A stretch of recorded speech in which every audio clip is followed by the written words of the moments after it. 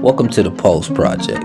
Pandemics had an effect on everyone, whether it's physical health, mental health, effects of being isolated, financial stress, and more. This project's designed to show you the resources you have available to help you move forward during these tough times. Welcome to the Pulse Project. It's been brought to you by Bank, Community Development Partnership, and Witted Media. My name's Jen Miller. I'm one of the founders. I'm the executive director of the center here in Midland. Okay, I'm Brittany Bacorn, and I am the program director here at the center. She's soon to be Brittany Miller because she's getting married next week. Okay. Yeah. But we have no relation. Okay. All right. Congratulations. Thank Congratulations. Did he just propose or he been proposed? We've been engaged for a little over a month. Okay. So quick engagement, but we've been together for many years. So That's what's up. That's exciting. Yeah. Is it a big wedding or are you guys going justice peace? 60 people.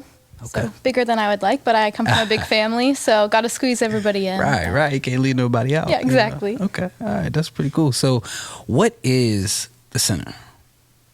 Okay. Well, here is what the center is in a nutshell. Our mission is to equip and empower generations through Christ.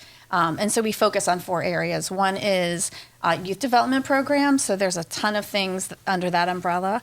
The other is adult and family services. We focus on community development and then mentoring. Okay.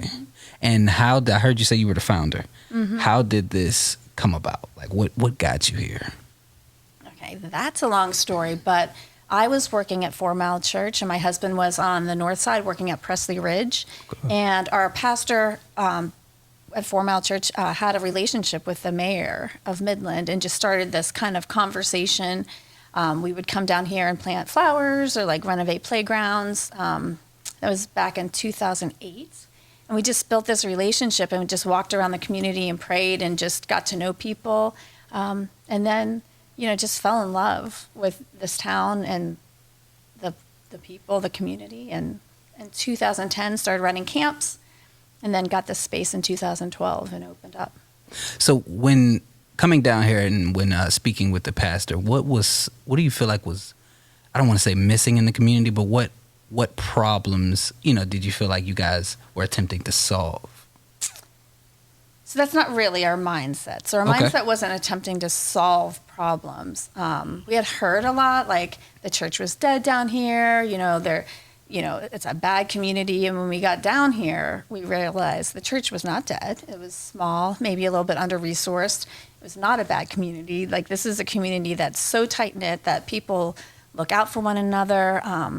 They welcomed us with open arms, and they just have tremendous assets here. What they lack is a lot of the outside resources, like grocery stores, medical facilities, those kind of things. They have a phenomenal school. No high school, per se, aside from Lincoln Park. So that is one thing that is a little hard here. When you think about what unites a community, a lot of it's like football games, proms. So that kind of thing is missing, but there's an amazing spirit here, a lot of hope, a lot of resiliency. So we just wanted to come down and walk alongside and help people literally to be equipped and empowered to use what they have to serve themselves and their families, the community. Okay. And remind me again what the 4 things were. I heard you say youth development. Yeah, so youth development, we have a ton of things for kids age 4 through college. And then we have community development. So we were really working to bring in resources into this community. So like Saturday we had Pitt Medical, it's called Gorilla Eye. They came and did a free eye clinic. We have Link the Valley came and did a free dental clinic.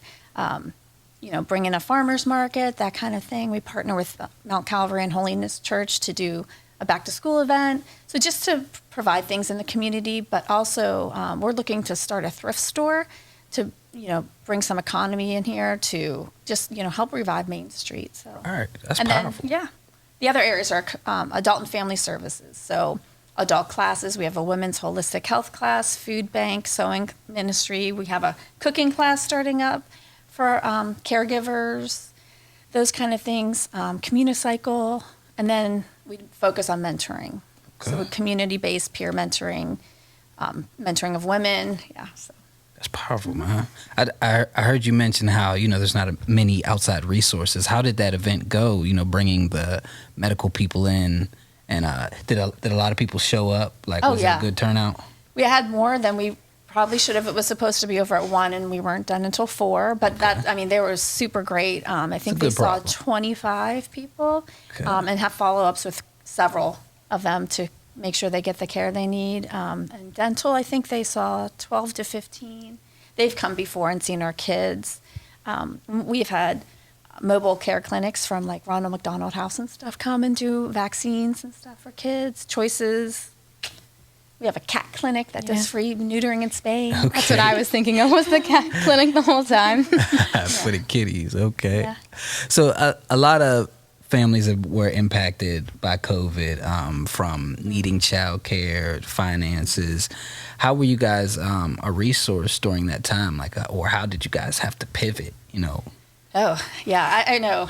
My husband and I, it was funny because everyone was on Facebook saying they're so bored, and we're like, we are doing COVID all wrong. We are exhausted. We became a hub for the county where we would get pallets of food pretty much every day, and we would have different organizations come and pick up the food to help distribute it. We would, he and I alone would distribute like 50 to 50 homes a day, meals for especially shut-ins and elderly. We work with the school and help to distribute lunches, things like that. Just stuff for kids throughout the whole thing, like craft supplies, things for parents. We did home visits, just check-ins on families. So that's what's up, man. Mm-hmm. That's definitely dope. And what did you say your role is again?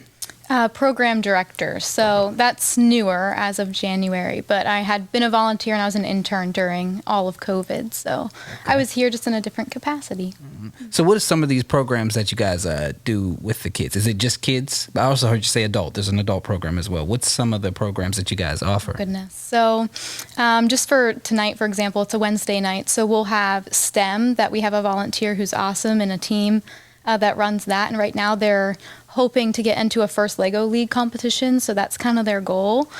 We also will have Communicycle that will be on site or in the community, and we'll have a hiking club. So we have, once again, a group of volunteers who will take kids out off site, and they go to different trails every week. So those are just a couple of things that we do, but we have our after school programs too. So what is you said Lego, what is it? Lego League. What's a Lego League?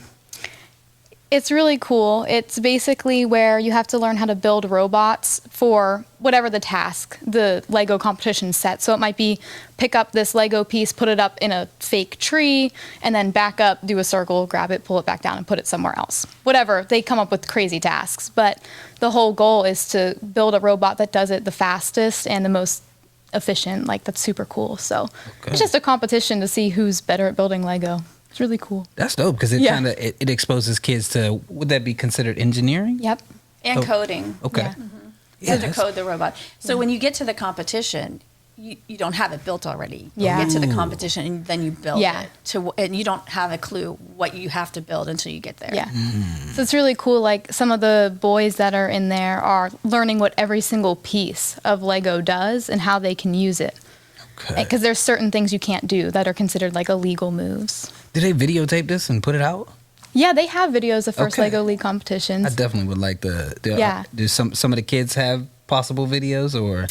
We don't have any of our kids doing that, but we do have them using some other robots we teach them how to do basic coding on. So I could probably find some of those. But. Yeah, well, next time it goes on, let me know. If I could help out by capturing or even finding you someone to capture, that'd be dope to just see and expose other communities to it. Yeah. Because I love to hear when communities are exposing the kids to things like that. Even the STEM, how you guys are doing that, or brought me in with the podcasting. I think that's powerful. Yeah. Because a lot of times our communities, all we see is sports or police. Nothing against police or ambulance, firefighters. So it's hats off to you guys exposing them to different things. So what does the adult program consist of? So some of it's services like food bank, paper product bank. First Baptist uses our space to do that. But really it's just our huge focus is on women. It's a very matriarchal community. My husband used to, do a lot with the men in the community. So we're trying to figure out what that's going to look like moving forward. But so it's a holistic women's health class. We want women to walk in freedom physically, spiritually, emotionally, financially, and relationally. Okay. So fitness, nutrition, those kind of things. The cooking class is just starting in a partnership with Penn State Extension. There you go. Penn State Beaver Extension. Penn State Extension. Penn State Extension. Yeah, I kept throwing out the beaver. Oh, I'm like, I don't know what's- Penn State Extension and Hope House, which Okay. is a transitional house for women and children, which is not open yet, but will be Okay. right around the corner. That's great. So you guys got a lot going on. Uh-huh. Okay. Is there anything coming up that you want the people to know about? Any events or? I mean, we have things pretty much every day, so. Okay. Well, is there anything Our that? website will have it. Okay. Oh, there is a big fundraiser dinner on Yeah. October 6th Okay. October Yep. 6th, fundraiser dinner. at Brady's Run Lodge. Yep. Okay. All right. Well, yeah. Whenever you get that flyer, definitely send that over. I can help promote that. What was I about to ask? So, how do kids go about getting signed up? Do you have to be from Midland? Can you come from all over? Like, what does that look like? They can come from anywhere, really. Like, there's an online registration thing on our website, which is midland.center. No .org. Everyone puts a .org, and then like, I Right. can't find it. I'm like, because it's not .org. Right.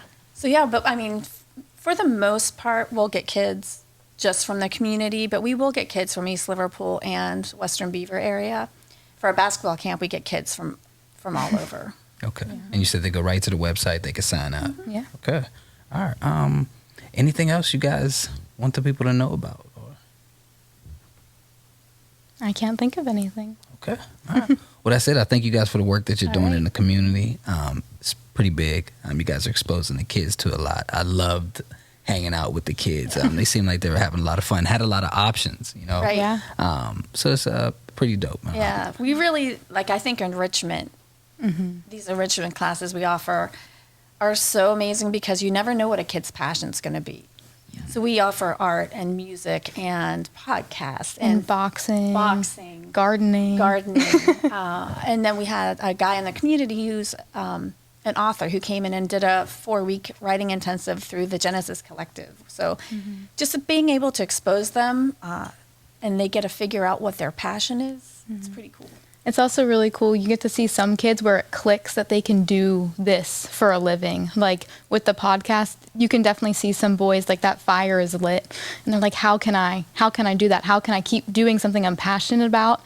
And now they're thinking on that track of, "Well, I can make in art my living." And so that's really cool that we get to see that. And photography. Yeah, photography. Yeah, we have a lot of enrichment classes. We can't even think of all of them. Oh, I There's know. probably more that we're missing. And y'all do enrichment all year, every Wednesday, right? Wednesday and Thursday primarily, but there's other things that are thrown in. Yeah, like cooking and art meet on Music meets on Thursdays, Tuesday. hip hop. Yeah, I mean it's all the time. Yeah, I missed hip hop. That means too. you need to come back. I'd love to. You have me back. I'd love to come back. Now, I know people who are in other areas. If there's someone out there listening and they do something that you guys might not have exposed the kids to, how do they go about getting in contact with you to get involved? All of our information Yeah. is on that website. Website. Website. Yep. All right. Okay. All right. That's cool then. Or Facebook or Instagram, whatever. Okay.